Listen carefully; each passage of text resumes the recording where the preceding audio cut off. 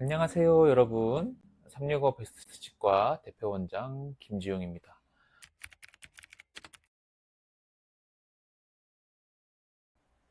오늘은 신경치료 후 주의사항에 대해서 간단하게 알아보는 시간을 갖도록 하겠습니다.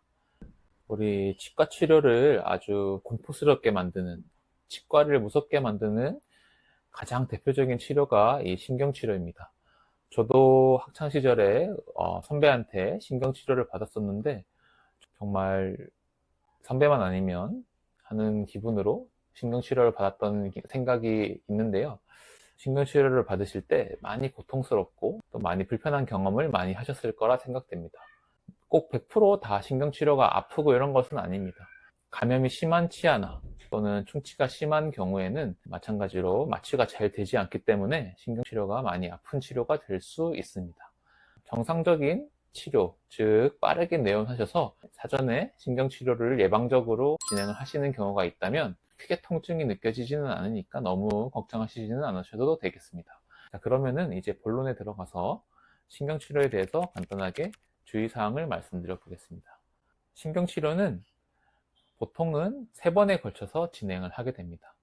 대부분 첫날 방문을 하시면은 이 치아의 신경관의 위치를 찾게 되고, 그리고 둘째 날 방문하시게 되면은 찾은 신경관의 길이를 재고 통증을 유발하는 신경들을 잘라내게 됩니다. 이제 마지막 단계에는 인공으로 만든 약재를 채워 넣어서 우리 감염이 재발하지 않도록 막아주고 보철 치료를 이어서 하는 방식으로 신경치료가 마무리가 되게 됩니다. 가장 힘든 것은 아무래도 이 신경을 제거하고 신경을 찾아내고 하는 첫 번째, 두 번째 내원일일 텐데요. 보통은 이 첫, 두 번째 내원일이 지나고 나면은 마지막 내원일에 신경에 인공약제를 충전하는 치료는 생각보다는 그렇게 아프지 않은 치료가 되겠습니다. 신경치료를 하고 나서 주의사항은 첫 번째, 두 번째, 세 번째 다 비슷한데요. 일단은 신경치료를 한 첫날 치료를 하고 나서는 마취가 풀리게 되면은 통증이 좀 유발됩니다. 금방 가라앉으니까 집에 있으신 타이레놀 같은 상비 진통약을 통해서 통증을 충분히 잡으실 수 있습니다. 신경치료를 하고 있는 동안에는 그 치아 부분이 많이 예민해져 있는 상태니까요. 되도록이면 해당 부위로는 씹는 행위를 자제하시는 것이 좋겠습니다. 그리고 신경치료를 하게 되면은 3번에 나눠서 하기 때문에 신경치료 도중에 이제 첫 번째 방문과 두 번째 방문, 세 번째 방문 사이에는 약재, 임시 약재로 내부를 채워 넣게 되는데요.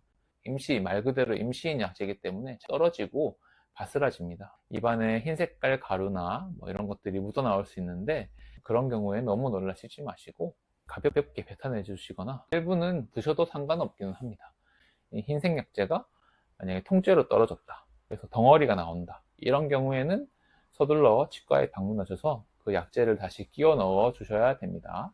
임시긴 하지만 식사나 이런 이물질들이 끼이는 것을 막아주거든요.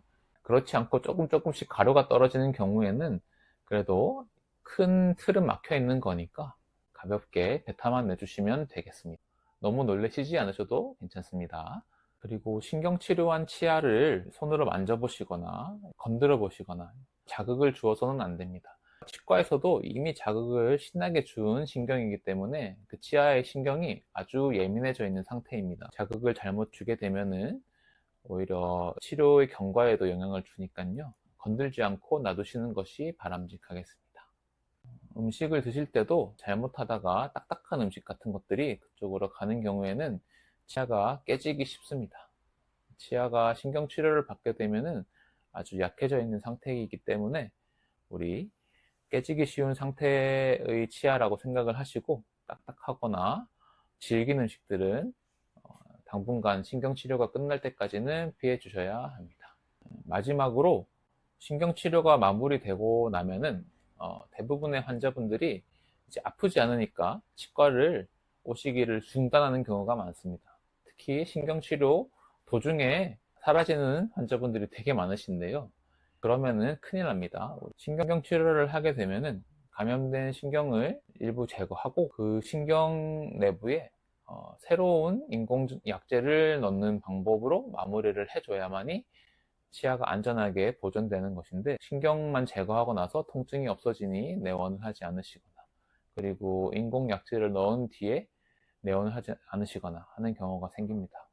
신경치료를 받은 치아는 일반 정상적인 치아와는 다르게 구강 내의 다양한 가혹한 환경에 매우 약해집니다. 구강 내에서 우리가 먹는 뜨겁거나 딱딱하거나 이런 자극적인 음식들이 신경치료한 치아에 닿게 되면 금방 상하고 깨지고 부러지게 됩니다.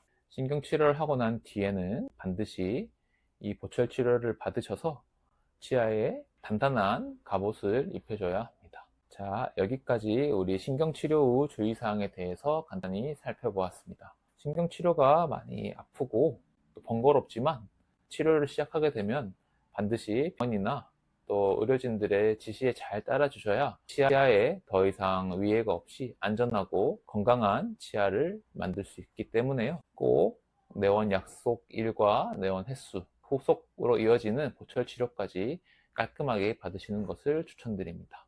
이상 365 베스트 치과 대표원장 김지용이었습니다.